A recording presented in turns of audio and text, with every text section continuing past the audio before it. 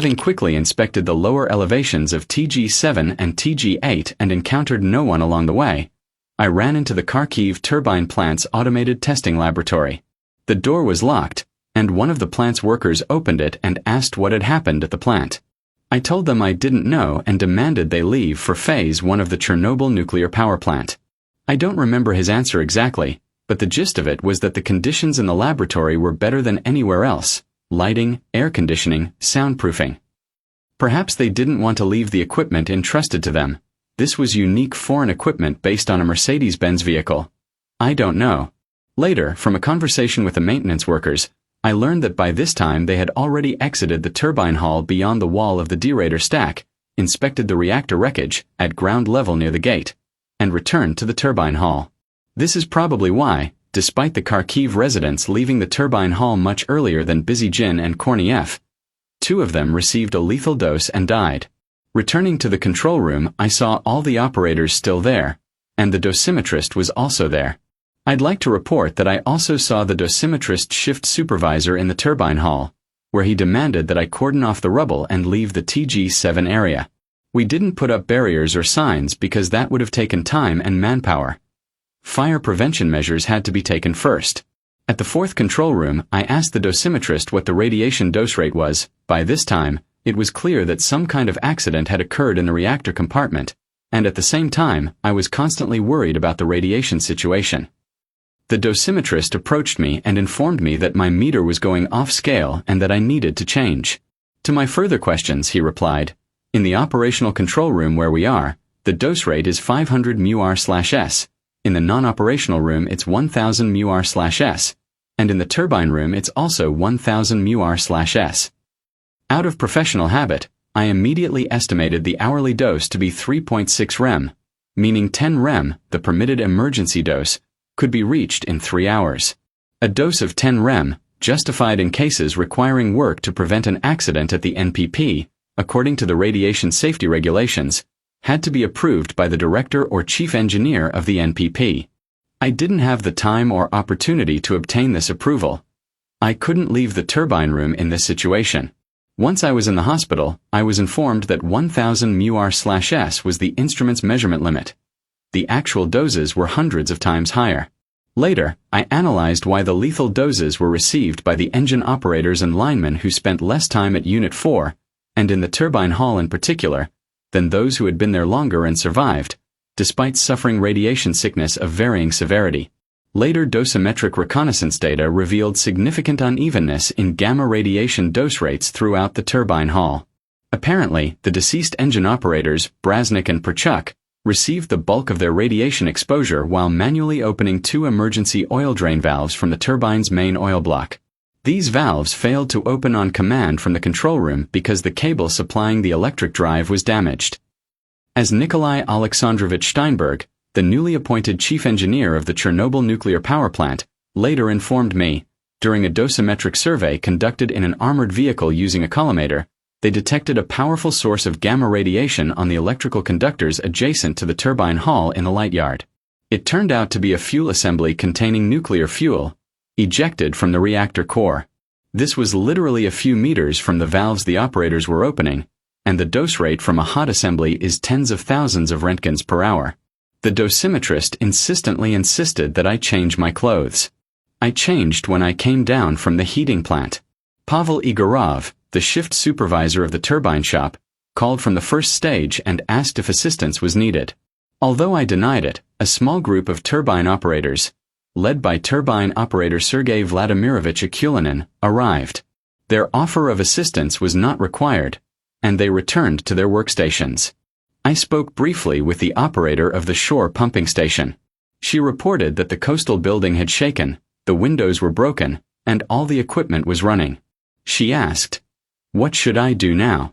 Although there was a strong note of alarm in her voice, there was no sign of panic. I told her to stay in the engineer's room for now and not leave the building. I couldn't shake the disturbing thought, if the debris that fell through the roof was smoking, did that mean there was a major fire somewhere? It was hard to breathe in the turbine room. The air was dusty and humid, my tongue and throat were dry, and I smelled ozone. Physical fatigue was also taking its toll. It was already the third day of work without sleep or proper rest. The appearance of the ozone smell led me to a conclusion that seemed obvious at the time. The source of the ozone was short circuits caused by burning cables. Later, while inspecting TG7 from TG6, I noticed an increase in the ozone smell, but I couldn't accept the idea that it was the result of radiation ionization of the atmosphere, as I didn't know the actual gamma radiation dose rate. In the turbine room at elevation plus 12.0 only saw 3 people.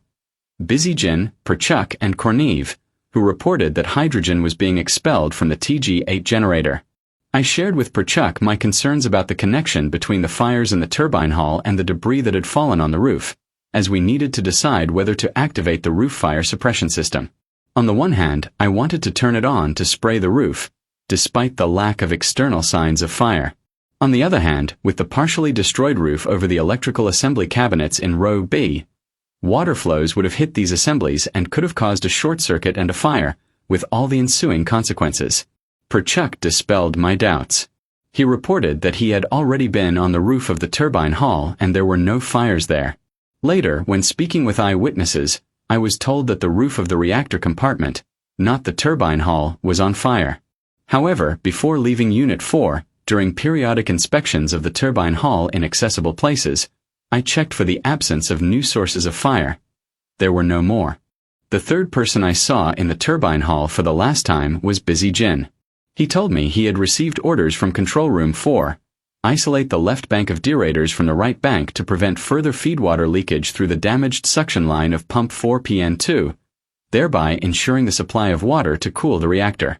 He went to the derator rack to carry out the order, and I returned to Control Room 4. The people there were very excited, sharing information from their inspections. Some gathered around a table and drank an alcohol solution of iodine tincture, diluting it with water from a kettle to prevent thyroid damage. Dyatlov, with difficulty, prepared the solution, as his hands were clumsy, and drank it. I declined the offer, as we had a special supply of personal protective equipment in a designated area in the Unit 3 turbine hall for the turbine shop personnel, and ran there through the control room of Unit 3. At the third control room, I found Brasnik sitting on the floor and took him with me.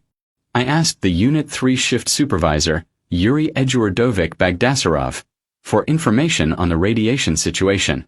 He reported that the radiation level at the third control room was approximately 100 R/S, with radioactive aerosols in the air. People were required to wear Lepistock respirators for respiratory protection. The cabinet in the duty mechanics room, where personal protective equipment was stored, was locked, and the keys were supposedly kept in the senior engineer's room. However, the entrance was still under rubble. I asked Brasnik to break the lock, which he did with 2 powerful blows with a crowbar. He took about 15 sets of respirators and bottles of potassium iodide powder with him and, at my request, went to distribute them to the turbine operators.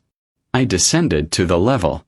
I went to the 0.0 turbine room in cell TG6 and rinsed my throat with a rising fountain of drinking water, as my throat was sore and dry, and drank some iodine solution. After a while, I felt nauseous, but I dismissed it as a reaction to the potassium iodide. Although I had some knowledge that nausea and vomiting are the body's primary response to radiation exposure, I didn't want to believe it. I ran back to Unit 4 through Control Room 3. My fatigue intensified, the nausea persisted, and I experienced repeated bouts of vomiting, but I didn't vomit as my stomach had long since been empty. I perceived the increasing fatigue and weakness in my legs as a condition commensurate with the workload I had endured over the previous 24 hours, as I had been on my feet since April 24th, with the exception of a 4-hour rest period on April 25th. In the corridor on my way to the control room, I received orders from Dyatlov. Find portable submersible pumps, GNOME, in the turbine room so I could work with chemical plant personnel to install them to pump out the water entering the makeup pump room for Units 3 and 4. I found 2 GNOME pumps safely stored in the designated location in the turbine room and reported this to Dyatlov. These pumps had not been transported to the clean condensate pump room because Dyatlov and Unit 3 shift supervisor Bagdasarov, the discussion took place in my presence, fearing the failure of the makeup pump group due to flooding, which could lead to a serious accident in Unit 3, had decided to shut down Unit 3. At that moment, I was with Leonid Korchevoy, senior turbine control engineer for Unit 3, assisting him at the control panel during the forced unloading of Unit 3. At the third control room, Unit Shift Supervisor Bagdasarov informed me that an alarm had sounded indicating increased radioactivity in the derator stack and the heating plant, and he ordered inspection operators Bakrashina and Gora to retreat to the first stage. I assumed this was an automatic alarm, signaling an increase in radioactivity in the network water supplied to Pripyat's homes from the heating plant. This thought literally spurred me on. Are we really pumping radioactive water into the city? I ran up to the derator stack, and from there to the heating plant. Only when I reached the heating plant operator's quarters did I remember that the day before Unit IV's shutdown, I had ordered the heat extraction from Unit 4 to Unit 3 to be switched. Since these switches had been completed, there should be no radioactivity leaking into the hot water supplied to the city. Bagdasarov dispelled my doubts. It turns out that the light alarm was triggered by gamma sensors in the premises, and not in the network water. Having grasped the situation and therefore somewhat calmed down, I allowed myself to sit down at the cogeneration plant operator's desk and relax. It was perhaps the only place that was deserted, clean, and quiet. However, sitting still for more than a minute was impossible. Descending from the cogeneration plant into the turbine hall, I saw a group of people heading outside through the gate toward the administrative building. About 20 people had gathered outside the gate, including turbine shop workers, in particular, Vershinin. The cogeneration plant operator, Olga Gora, explained to me that Boris Rogozhkin, the station's shift supervisor, had ordered us to assemble there. It was still dark outside at the time, and clouds of steam could be seen rising above the central hall. Expressing regret that this was probably not the best place to gather, I headed back. On the way to control room number 4, I encountered 2 workers from the Kharkov turbine plant wearing respirators. They were heading to the first stage at elevation +9. I saw Dyatlov again in the corridor. He paused and asked me questions, hoping to learn something new, before heading toward Unit 3. Between control rooms 3 and 4, I met Valery Perovochenko, the reactor shop shift supervisor. In response to my questions, he briefly reported extensive damage to the rooms and the destruction of some equipment in the reactor shop. Wet and tired, he apologized and hurried on. The next and last time I saw Valery Perovochenko was in a ward at Moscow Clinical Hospital No. 6 in May. Vladimir Shkurko, the reactor shop shift supervisor, and I decided to stop by and wish him a happy birthday. By this time, he was no longer awake, weak, his nose and ears stuffed with cotton wool to slow the bleeding, but he was still talking readily. We tore open a carton of fruit juice, drank to his recovery, and did our best to reassure him that he would definitely recover. To this he replied that he was unlikely to rise again. I know what it is. Apparently, he realistically assessed the gravity of his situation. A week later, when my condition had sharply worsened, my attending physician, Sergei Filipovich Severin, came to see me and announced his decision to transfer me to another ward, one with sterile conditions, citing the room number where Valery was being treated. I understood everything but nevertheless asked, "What about Perovochenko?" Severin evaded the question, but he uttered words that, for me, lying exhausted in a solitary ward, with my hair falling out and already familiar with how our comrades died, were most necessary. He said, "Yes, you're sick and it might get worse for a while. Your hair will completely fall out, you'll have nosebleeds, your weakness will increase, but this is an illness. You have to get through it. But it will get better, especially after a blood transfusion. I'll pull you through. I've done this before."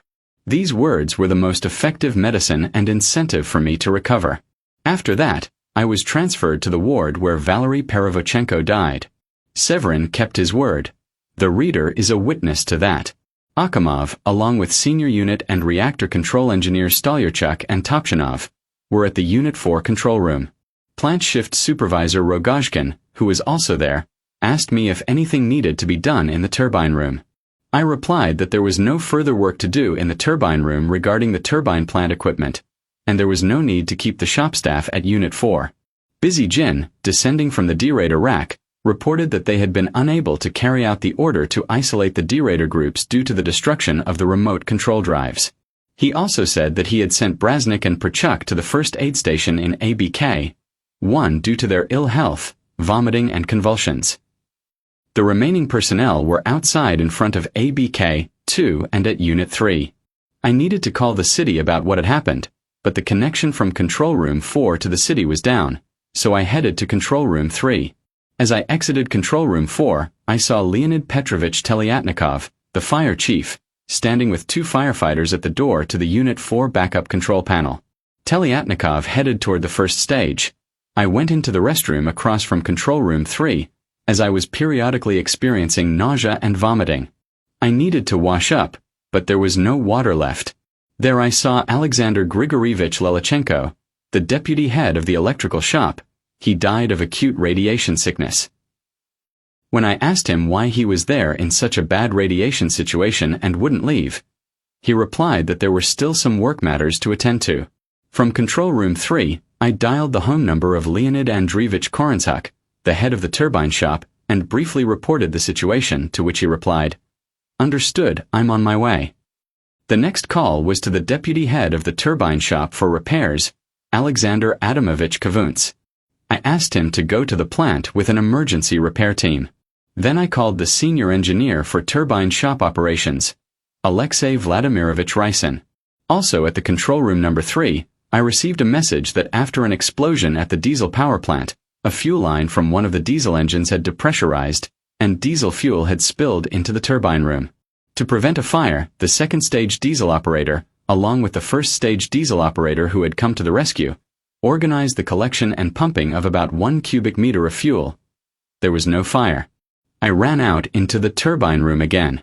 There were no new fires, the feedwater leak had significantly decreased, and the water was no longer spurting. A dark black dust was falling from a breach in the roof into the turbine room in a translucent column. I couldn't tell at the time that it was reactor graphite. The discovery that it was graphite from the destroyed reactor became known that morning. I met a group of workers who had arrived at the plant at Control Room 4, Vladimir Alexandrovich Chuganov, head of reactor shop number 1, Anatoly Andreevich Sitnikov, deputy chief engineer, and Vladimir Orlov, deputy head of the reactor shop. They actively discussed the situation and developed an action plan. Around 5 a.m., A. Kavunets and A.V. Rysin arrived at Control Room 3. Kavunets asked, "What should we do?" I told him that an accident had occurred at the unit, with the turbine hall roof being destroyed, and that nothing could be done for now, especially since the radiation situation prevented repairs. It was decided not to allow the emergency repair crew into Unit 4 and to station them in the Unit 3 workshop. Nevertheless, Kavunets insisted that Bizygin and I show him and Foreman Alexander Timchenko the valve actuator on the 4PN2 suction line to assess its repairability. The actuator had been damaged by a falling piece of reinforced concrete and was beyond immediate repair, so we left. On my way back through the Control Room 4, I stopped by Akamov, the Unit 4 shift supervisor. Sasha had taken over the shift on April 25th at 4 p.m., in a difficult situation, as often happens during unstable, transitional, or startup conditions.